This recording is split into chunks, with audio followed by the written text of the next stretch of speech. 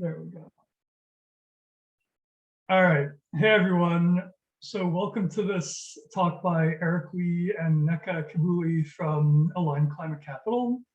So this is a part of a climate investor series hosted by Work on Climate. And we're here to talk about climate investing and also to find out about the climate-focused job opportunities in Aligned Climate Capital's portfolio. And so my name's Sam. I'm one of the founding members of Work on Climate, and I work in venture capital myself. So I'm pretty looking forward to picking both of your brains.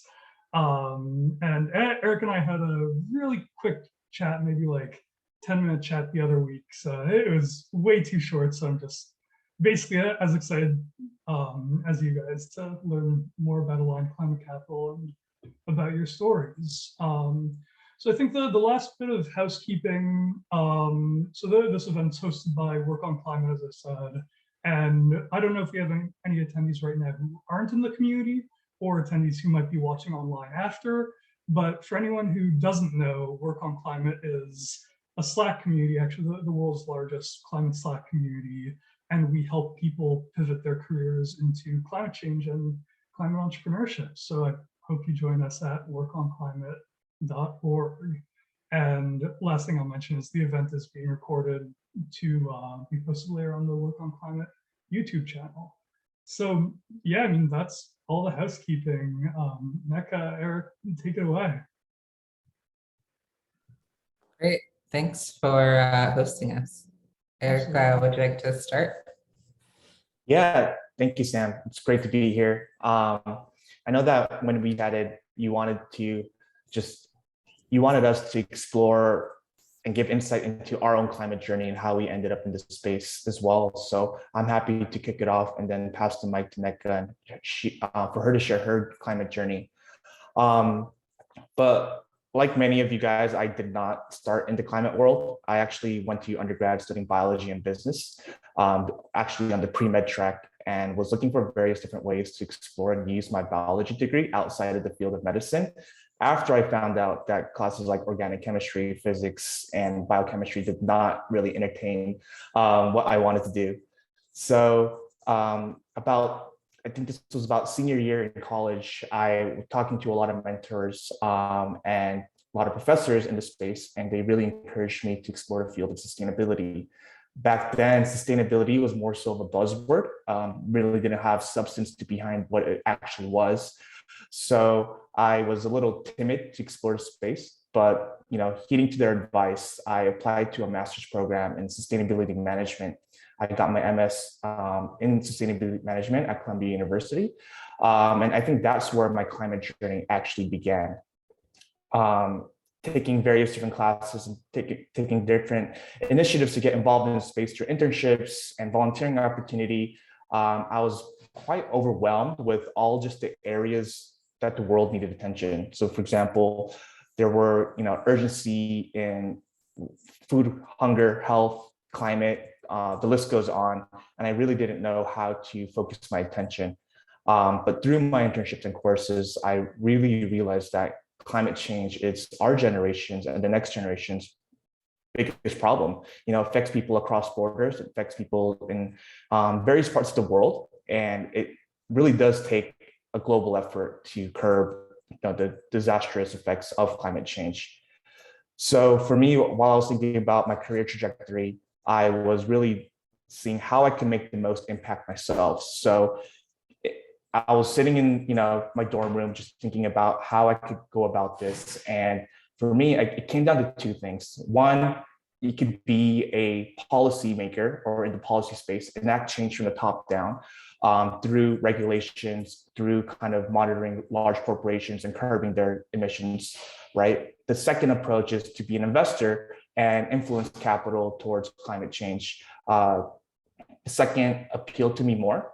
I quickly realized that me as an individual, I'm not going to be having deep pockets like Bill Gates or Jeff Bezos or Elon Musk and being able to throw $1 billion at climate change. But what I quickly realized what I can do is be part of a larger institution that does allocate capital in the millions and billions of dollars and influence them to allocate it to companies that are actually making positive change towards its environment, all the while enforcing that they do adhere to strict protocol. So that really intrigued me. I started my journey not at a climate-focused fund, but more broadly an impact fund based in Manhattan Beach, California, called TriLinc Global. I was an ESG and impact analyst there, working for 3 years. And I think that's where I really learned about just all things fundamental investing. And then it's 2 years ago since then, I joined Aligned Climate Capital. And currently I sit as one of the VPs of the firm, overseeing all our ESG initiatives.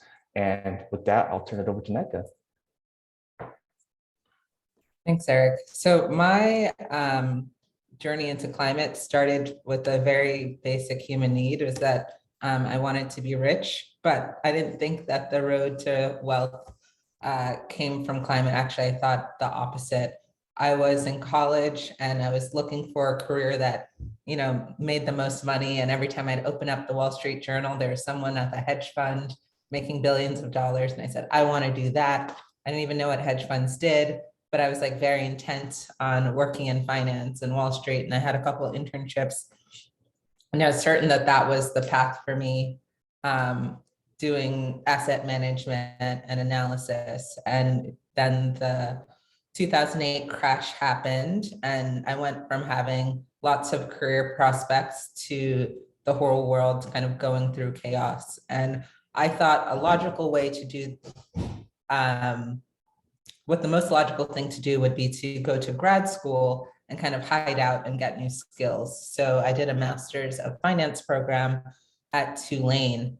And when I was at Tulane, they had an energy program, and I thought energy is really fascinating. My family's from Nigeria, and oil and gas is part of the structure of the economy there, and I wanted to learn more. But while I was in New Orleans, the BP oil spill happened, and oil and gas went from something that made up people a lot of money to a physical manifestation of the destruction of the environment. And in Nigeria, we see similar types of environmental destruction, but I think people put a lot of blame to that on like poor infrastructure or corrupt governments. So to see the same things that happen in Nigeria on a more regular basis happen in the United States and the Gulf Coast was really harrowing, seeing, all the ducks covered with oil. And then it's not just the ducks, it's the shrimp business, it's the wildlife, it's the fact that there were so many cover-ups, the fact that they were unable to block, the gas from spewing, the crude oil from spewing, that really stressed me out. And I was focused then on figuring out a way to work for more sustainable industries and kind of stepping away from that kind of money focus and more on how can I do well by doing good. I took a job at NextEra Energy Resources where I did a couple finance roles for them, and I found the renewable projects most interesting, but I also was a little bit bothered that a lot of the renewable projects didn't pencil out without the help of enormous subsidies. At the same time, my dad, who is an engineer, happened to work for a thin film solar company. His company crashed in the wave that also killed Solyndra and the clean tech 1.0 as we know it. So I figured that maybe the solution is not, this is my thought at the time, I feel differently now, that the solution is not necessarily building out more renewables right away, but if we can figure out how to make the current legacy technology and legacy industries more sustainable. So I went to business school to focus on crisis management, innovation in areas of like oil and gas, mining, et cetera. And I was thinking that I was going to save the world. And then you realize when you talk to the people who work in those organizations, an innovation group of 10 people is not enough to change the trajectory of some of these oil and gas super majors that have been around for 150 years and employ 400,000 people globally. So change at scale was still my goal. And I knew that I had some background in utilities and decided to head home to California to work at Pacific Gas and Electric, which is, one of the largest utilities in the country that was really focused on decarbonizing its fleet, one, because of policy, but two, because it's what's being demanded of their customers. And while I was there, I got a chance to really understand the underpinnings of the systems, despite not being an engineer. And one of my last roles was on an innovation team, trying to figure out ways for the utility to work better with startups and to improve the customer experience in a digital way. Once again, I found a level of bureaucracy, obviously not as bad as in the petrochemicals industry, but I realized that there was more of an opportunity to make large change supporting startups or working at a startup. And I joined an organization called Elemental Accelerator, which is a large climate tech accelerator, and led their energy vertical at about 50 companies that I looked over and supported with the scaling of infrastructure projects and pilot projects with large industrial organizations or utilities like PG&Es and the other organizations I've worked with in the past.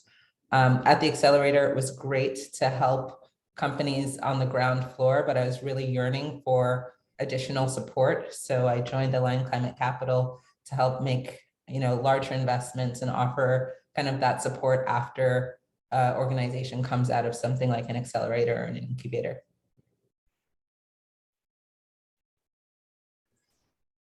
Awesome. Thanks, both of you. And by the way, if anyone has questions, please type them in the chat, and we're going to do a bit of a structured Q&A after Eric and Nneka are done, and then we'll open it up a little bit. But yeah, it would be great to hear from both of you more about Align Climate Capital, and I think go into your portfolio companies a bit more, your approach and different job opportunities. For sure. So Align Climate Capital is an investment firm. We have offices in New York and California, but we also have staff all over the country. We have folks right now in Missouri as well as DC, and we're really focused on what we call the decarbonization of real assets. We have three strategies. One that's building out tax efficient solar, primarily in rural areas. Another that is an infrastructure fund that we run in conjunction with Ares Management. That is 1.4 billion dedicated to decarbonization tech, debt and equity investments and beyond. And the third is a venture fund that's focused on supporting companies that are building out solutions in energy, transportation, sustainable land use, and efficient infrastructure. And in our venture fund, we really focus on scaling and commercialization, so we don't take any science risk, limited technical risk, and we really love to be kind of the picks and shovels around decarbonization and supporting project developers.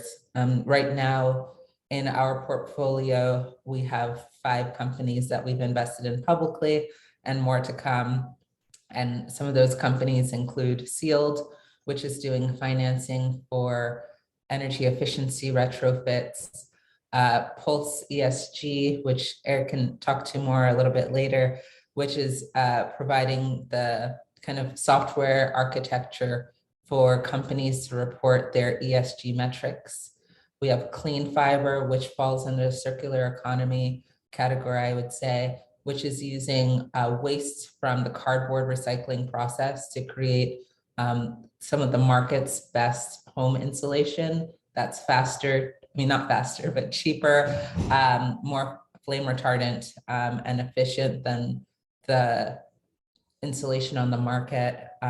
We have Swell, which is a VPP company that's supporting solar development across the country. And we have Summit Ridge Energy, which is one of the largest developers of community solar in the country. Yeah, and I piggyback off what Nnekas says.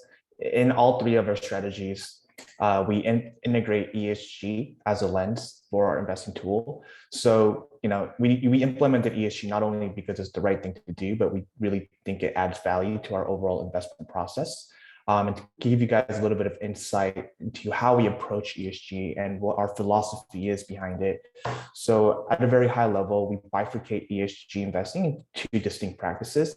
So first of all, we view it as a risk mitigation tool. So all of our companies that we review through our investment memos, through our investment committee, etc., we have a layer of ESG involved. So we look into the environmental, social, governance risks associated with the company, and these risks, vary by sector, vary by company, and we incorporate that analysis into our overall investment decision-making process, wanting to make sure that these companies have the proper, HR policies in place, making sure that they have safety under control, making sure that they have thought through some of the waste management, some of the emissions management, energy management, etc.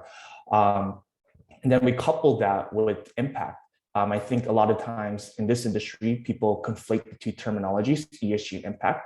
They think of it as synonymous terms and use it interchangeably. But for us, we use ESG as an impact measurement and management framework as well. And being in the climate space, a lot of our deals naturally have positive climate impact. So for all of our deals, we strive to measure the carbon avoided through the products or services that the companies are building out and supporting. So, sometimes it's a little bit more straightforward. So, with Summit Ridge Energy, community solar developer, you could actually quantify the number of emissions being avoided from their projects.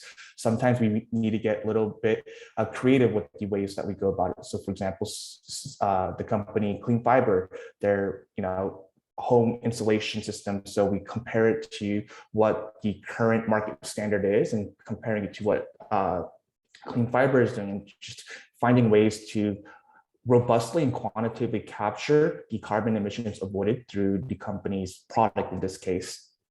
For all our other companies as well, we look into the social metrics. So we want to look into diversity. DEI is another big focus of ours, just because, as diversity is coming into a company, there's diversity of people, diversity of culture, diversity of thought, and we just really are convicted that it makes for a better workplace. And I think that Align not only talks the talk, but walks the walk, just looking at our own team makeup, coming from various different backgrounds and different areas. So yeah, I think unique to us in the ESG aspect of it as well is that we incorporate ESG language in our term sheets, just as a way to enforce that these companies are going to be actually pursuing ESG best practices throughout the life of them in our portfolio. So we have ESG clauses, DEI clauses to help support these companies in these efforts as well. So I just wanted to kind of provide that extra color and context on top of what Nneka shared about our 3 strategies. And to just jump on that, do you guys have any specific numbers that you're looking for when you're evaluating companies, like a target number of like reduced gigatons of CO2e or something like that? Or is it more of a general, like, we want to see things going in the right direction compared to the status quo? Yeah, I know a lot of funds out there have like a minimum threshold of if you do not meet X number of carbon savings by year 2030 or 2050, we will not invest with you. I don't think we have a hard and fast rule at Align Climate Capital. We do generally have a pretty robust screening process in place to ensure that all our companies have impact, as well as strong financials and business models and all that in place. So our outlook is more opportunistic. We don't just by basing it off of a company's profile, on the impact alone, we'll kind of walk away from an opportunity. Yeah, and on top of that, we like to also support enabling technologies where we can. So some of those enabling technologies, the way that they're designed, it's hard to directly track all of their emissions or some of their other metrics. So like I've said we like goals, but we also like assists. All those stats are really important. Awesome, thanks. I know we have a bit of a structure to what we're doing, but we also got two really good questions in the chat. I don't know if Edmund, you want to unmute yourself and ask yourself, or I can ask for you. Either way works for me. Go for it. Thank you both for being here, enjoying the conversation so far. So I have a background in engineering and then sales because I realized I did not want to sit at a desk all day. And I'm now going to get my MBA at Kellogg. And I want to get into the VC world, or at least the climate tech world. And I'm wondering your thoughts on where an MBA grad fits in when we don't have a finance or consulting background. Well, I am a Kellogg alum, so I feel like I can answer, at least based on the way it was shared to me when I was at Kellogg. I'd like to say that in the world of climate tech, or generally in the world where you're looking at a lot of technical work, an engineering background with an MBA is probably one of the strongest backgrounds that you can get. One, just engineering, understanding like the physical mechanics of how some of these systems work, considering how kind of tech heavy climate tech can be, whether you're comparing, a hydrogen project to hydrogen project.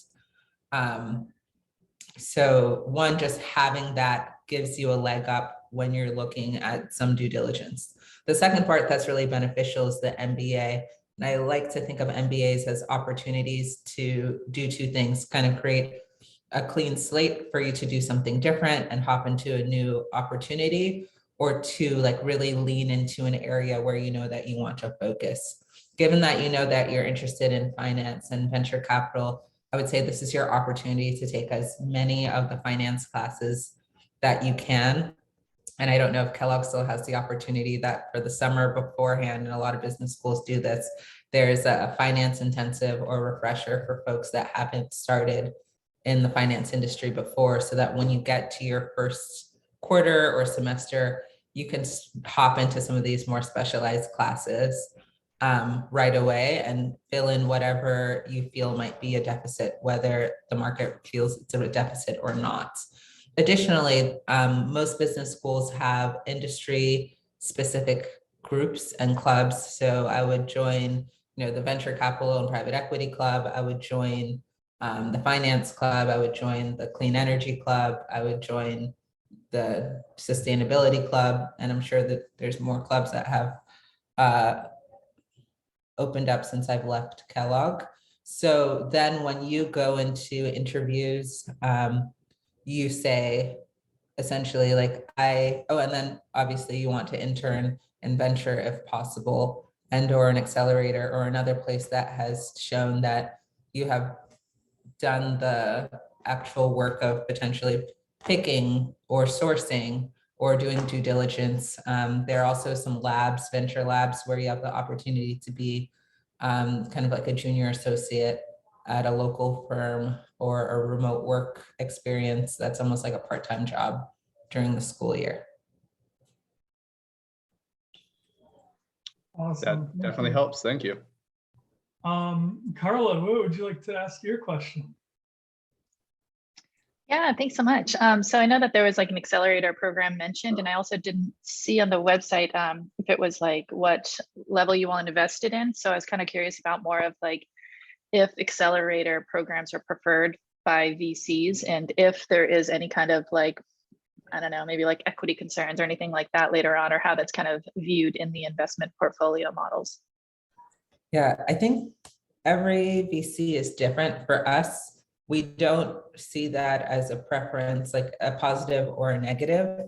I will say that sometimes for certain accelerators that tend to be more competitive, it is seen as like a check mark that you've gone through, a really competitive process and came out as a finalist or were chosen at the end. But some of those accelerators do send us deal flow and do send us, pitch decks preemptively about companies that they're working with. So there is a likelihood that if you're in a major accelerator program, we would have heard about your company sooner than later, versus if you were just doing cold messages on LinkedIn. And I think part of the positive aspects of an accelerator is that kind of market development or marketing piece that they offer.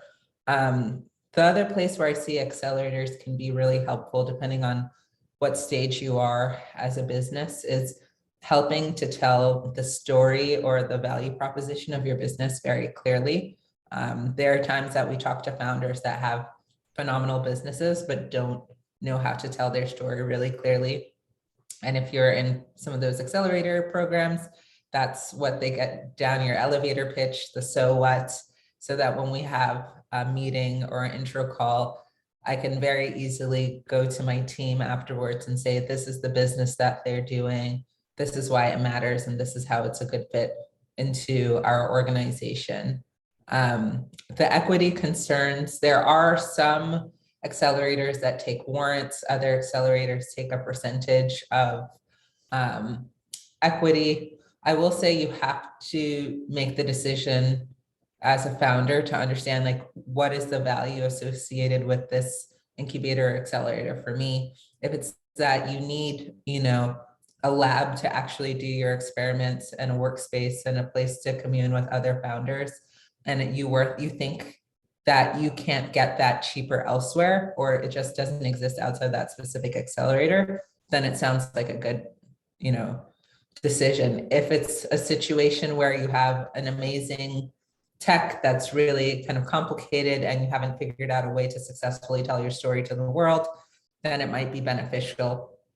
But if you are not gaining, a significant amount of dollars or significant amount of value that you think is important to you, I don't think it's that important for companies to go to 3, 4, 5, 6 accelerators. Sometimes I'll see on a cap table, it's like Techstars plus Greentown Labs plus Elemental plus 5 accelerators, which all have really great values independently. Like, I respect all these amazing accelerators, but after maybe if you have like 10 accelerators or 7 accelerators on your cap table, my question would be like, is there an issue here of failure to launch, or what happened that you haven't raised mainstream funding at that point?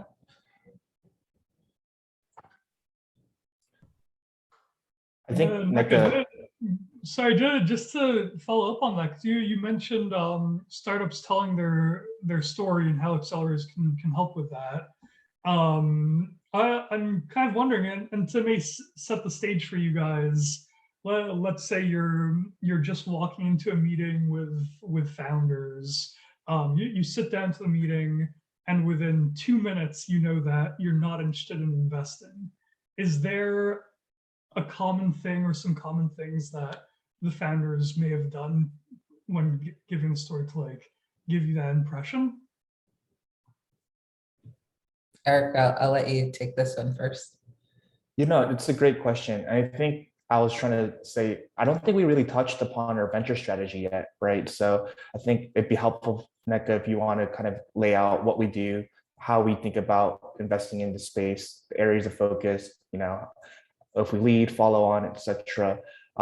Just for everyone's benefit and for the audience, like Nneka leads our venture strategy. So she has a good understanding. And I think by talking through that, I think you get better color of where we're coming from and where we're positioned in the broader ecosystem of climate investing. Great. Thanks, Eric. Sometimes I have a lot of chatter and I forget that I missed some of the substance. So we are coming into companies at seed, from seed to Series B. We like to lead. We also like to follow. And I think I mentioned that we don't really take any science or technical risk. And we're really focused on commercialization because our team has that as our background. So we don't necessarily have PhDs on staff. We have operators, we have finance people, we have private equity people, and we have policy people.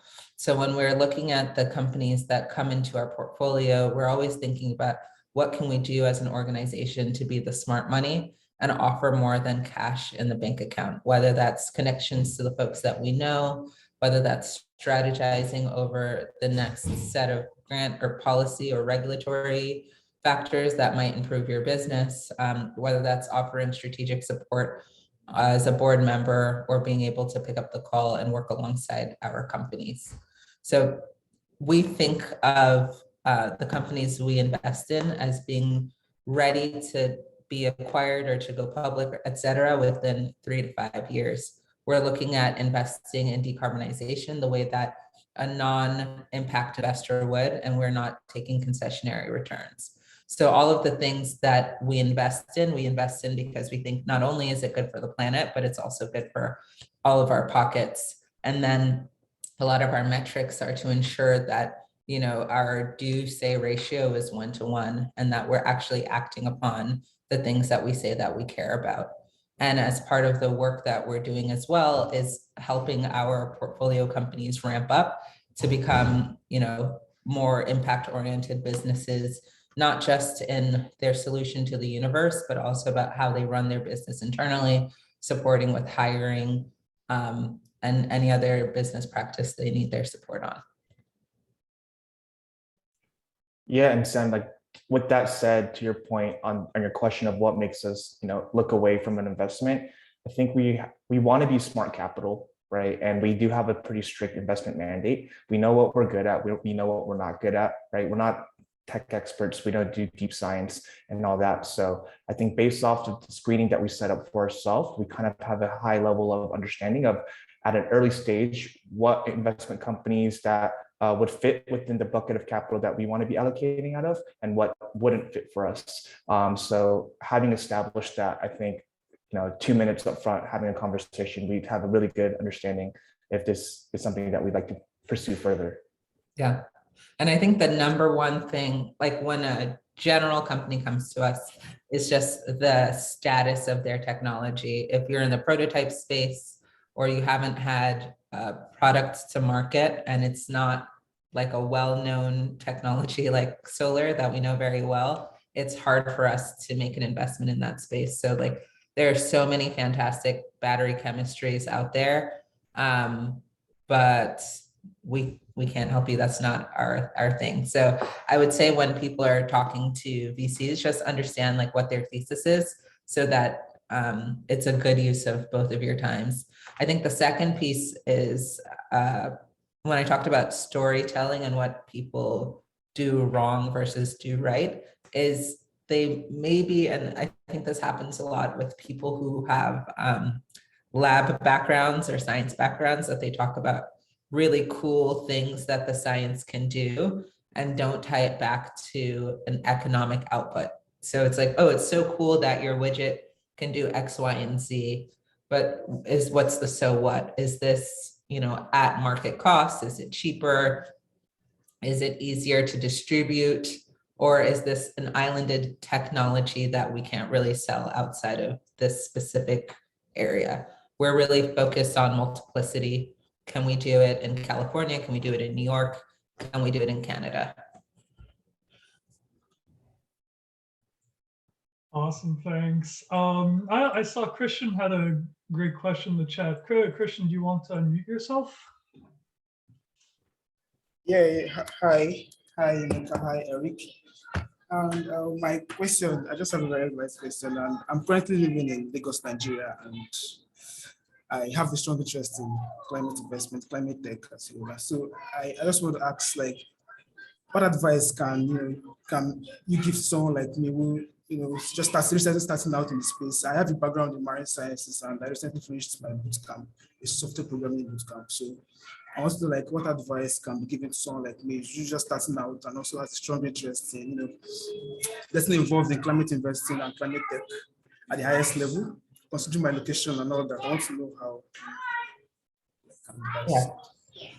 So I think the capital markets are unfortunately a little bit underdeveloped on the continent, but I don't think it's going to be that way for long. We're seeing more and more venture capital companies come up in Nigeria, particularly, and all across Africa. And secondarily, I think that folks from outside of Africa are realizing that a lot of the population growth and an innovation is going to be coming from Africa in the next few years. So we're seeing generalist investors making investments in tech companies like MaxEnergy. Breakthrough Energy has an investment, and this is a company that's doing motorcycle services. So Okada, which is a way that people travel in busy city centers, thinking about electrifying them and formalizing a sector that has mostly relied on, low quality vehicles and informal forms of payment, et cetera. So sometimes people look at those technologies and forget that that's also climate change. Moving people incrementally along at scale is also very important. If you're looking to work in climate investing, I think there's a couple spaces that could be beneficial. In general, I think when people think about venture, they always think about the very specific investing role. And there's like a huge team of people behind us that help us do the work that we're doing, whether that's people working in operations or platform, or the folks that we talk to for consulting calls. Some firms have gone as far as hiring scouts, and those are individuals who have deep connections to the tech communities or founders and are kind of feeding deals to larger investors. And scout programs have different compensation types, but a lot of times if they invest in a company that you have recommended, then a portion of the proceeds are going to you. Secondly, there's a piece around being available as a subject matter expert. So if there are folks that need support, there's a number of resources, some of them that list out subject matter experts, and you know that you're a subject matter expert in marine sciences in a specific area, a specific topic. You can get paid by some of these firms to do research, to write up documents, et cetera, when they're doing their due diligence. Additionally, there are opportunities for work at accelerators as a way to hop up into the investing space. I think accelerators and venture funds are different in the way that they're structured, but the outcome is all around helping their startups to be more successful and more profitable. And we see organizations like New Energy Nexus has built out an accelerator program, a couple accelerator programs in Africa, and there's a few more. Additionally, I would say stay involved in the African venture communities. So one organization that does a lot of networking events and a lot of kind of job posting, et cetera, about venture is called MEST Africa, MEST. Another one is Harambe Endeavor Alliance, HARAMBE Endeavor Alliance. I think those are good places to start. All right, thank you so much. Yeah, and I piggyback off that because in my prior fund, we were emerging market, although private debt and not venture.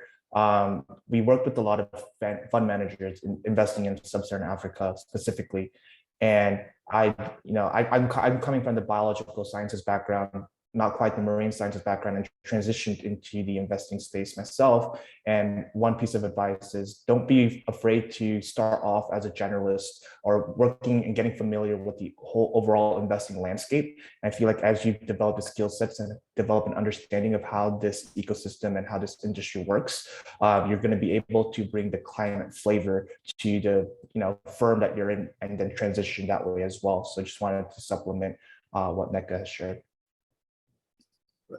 Thank you, Eric. Thank you, Nneka. So, Nneka, you had mentioned a bunch of really interesting companies in your portfolio, and I think I guess I'll start by asking, how do you support the companies in your portfolio? Do you help them with hiring? Do you help them with other things? Yeah, so hiring is probably one of the biggest things that comes up. In fact, yesterday we did like a later round interview for a top position in one of the companies in our portfolio. So getting an objective view of a candidate is something that we definitely like to do, kind of send out postings onto our individual networks. Sometimes it's as simple as hopping on the phone and walking through an issue with our portfolio companies or founders. And our portfolio is like not super huge quite yet. So it's 5 companies. We're pretty hands-on, probably have all their phone numbers and text them and call them and things like that. But the place where I think the most value add that we've created is kind of project finance. So we've come into the stage at companies either where they're looking at their first kind of credit deal or have one already but want better terms. We've been really helpful with making direct connections to banks or other investment firms that we have strong connections with, in addition to the fact that we have an infrastructure fund in-house. So it helps a lot for companies that are a little bit scared of the process and not quite sure if they're getting a good deal. Just having someone that's on your side is really beneficial. Additionally, this market for climate tech is really, I wouldn't say it's as frothy as it was early 2021, but there's a lot of opportunities for fundraise and acquisitions and things like that. Being able to support our companies as they go through the next stage of what they want their company to be, and feel like essentially we want them to feel like you will always have someone you can trust on their side. I think some venture funds operate from a perspective of value first or dollars first, but we really operate from a people first perspective. So it's really personal based on each individual company. For some companies, it's talking about paper contracts and finding a location for a factory and just being able to kind of spitball a rubber duck together. And I also want to introduce, you have someone else from our team, Mary King, on the line as well. So Mary, feel free to hop in with any other things that come to mind. Nothing right now, but I will. Thank you. And also, go ahead, Eric. I was just going to say, I'd also add that 2 of our partners are coming from the Department of Energy. So if you guys are familiar with who Jigar Shah is, Peter Davison, our CEO, essentially did what Jigar was doing under the Obama administration. And then our COO partner, Brendan Bell, is also coming from the Department of Energy as well. So I think that navigating the whole policy space is something that we could add tremendous value to. And then the last kind of piece is our third partner is coming from just the world of law. So he serves as our general counsel as well. So anything legal advice with structuring or just helping a company out navigating just the scary field of what law has, like I think that in addition to what Nneka said, those are 2 other value adds that we could provide like off the bat. Awesome. I was just going to say, Carla, I think that might answer your question that you put in the chat, but let us know if it doesn't. But yeah, so Nneka, you were talking about hiring. Are there any open positions that your portfolios have right now that you want to mention or flag? And how do you go about helping companies hire in general? Is it just like when you happen to know people in the space, you match them, or is it a more active role? Yeah, it depends on the company. Sometimes it's as simple as sharing publicly, oh, these companies are hiring. Other times it's as serious as kind of getting to making the decision on the final round of interviews. So for us, I think the challenge with the market right now is that there are a lot of people looking for jobs and a lot of people who have great qualities, but a lot of the hardest to fill positions are very specific roles and require people to have maybe multiple sets of very specific roles. And when you find those folks, they tend to be snatched up really quickly and or already working somewhere else. So trying to figure out how do you make this position attractive to someone who already has a really good job, and trying to create, equity as well when you're bringing people on. We've talked to companies that maybe brought someone on and that new person was doing a significant portion of the heavy lifting of getting the company to the next stage. And we said, you know what, we hired them with a X% of equity, but we really think that this person is bringing on additional value. And it's important to get them to this percentage of equity in the business. So, I mean, that's, I would say, most of what it looks like.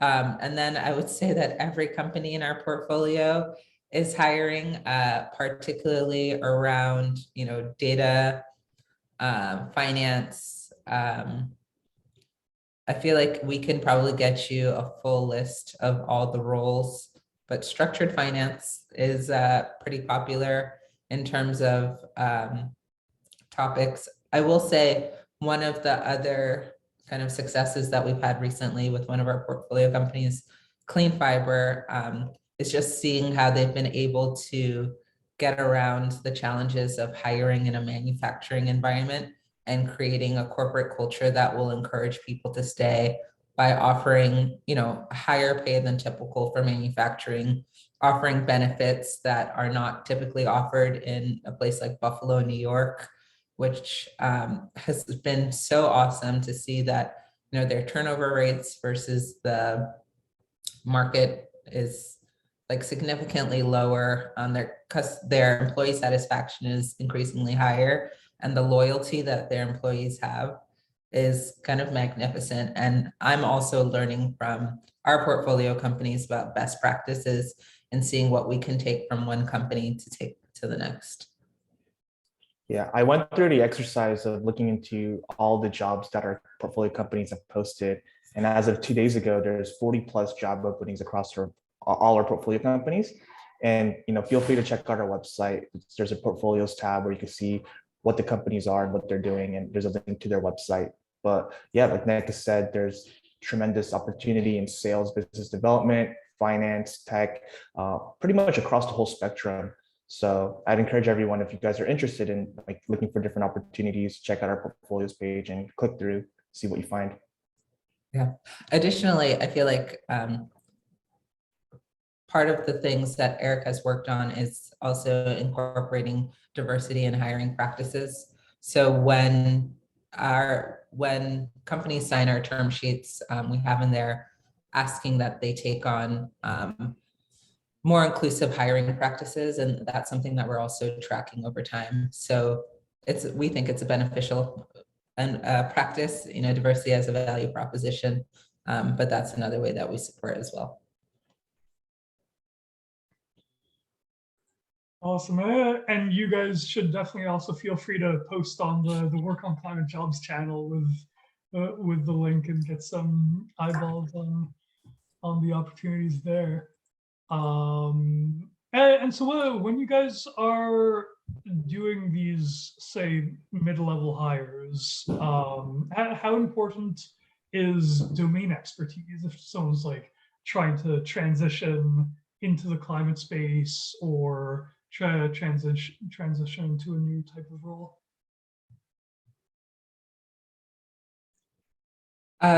So I would say that there's a lot of skills that are transferable to the world of climate tech, dependent on what that role is. So in the example of full CSG, the founders came from enterprise tech.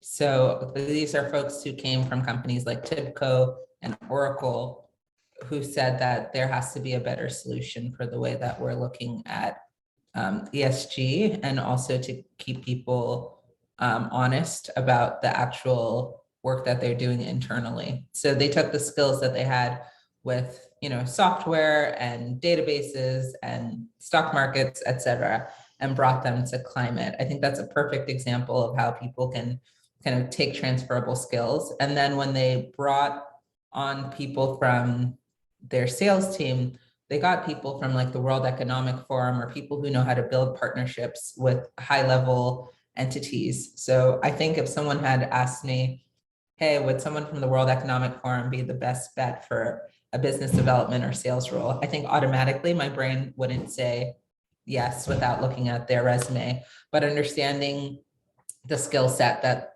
this particular person had, it turns out to be a perfect, great fit for the role. So I think there, bringing people from different backgrounds is really important.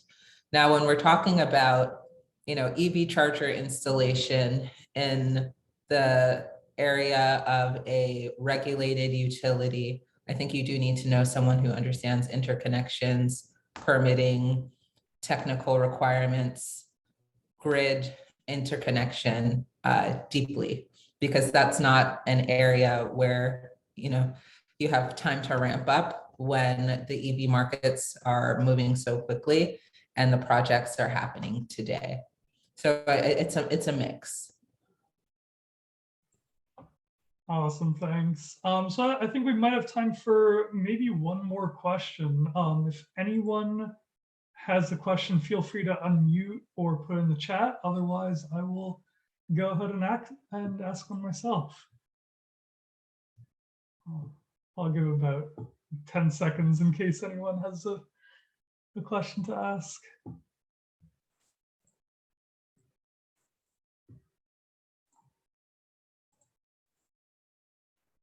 All right, so I'll go ahead.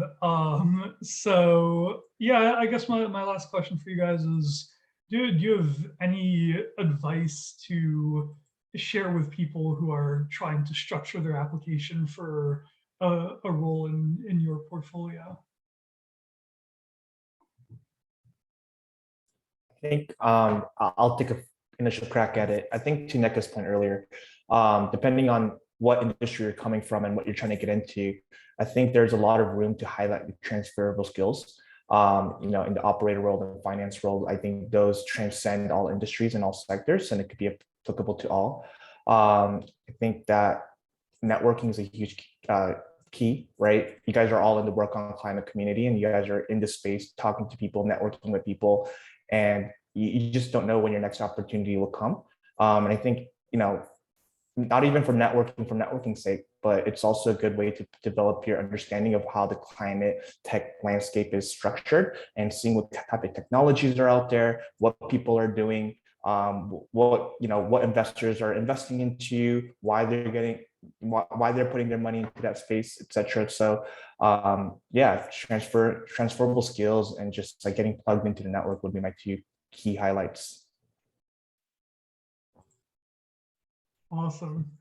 Well, Eric, Nneka, thank you so much both for your talk. Is there anything you guys would like to leave the audience with? I will make a plug. Please send us your companies that you know of that would be a good fit, or if any of you or any of your friends want to work at portfolio companies that any of our portfolio companies, please let us know, and we can directly forward your information or resumes straight to the CEO.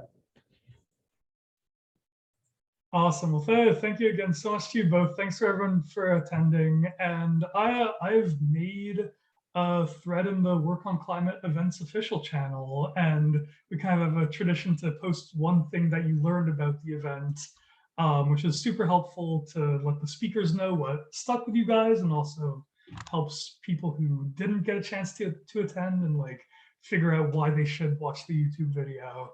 So please post something if you feel like you learned something. And yeah, otherwise, thank you so much, everyone. We will see you next time. Thank you. Thank you. Bye-bye.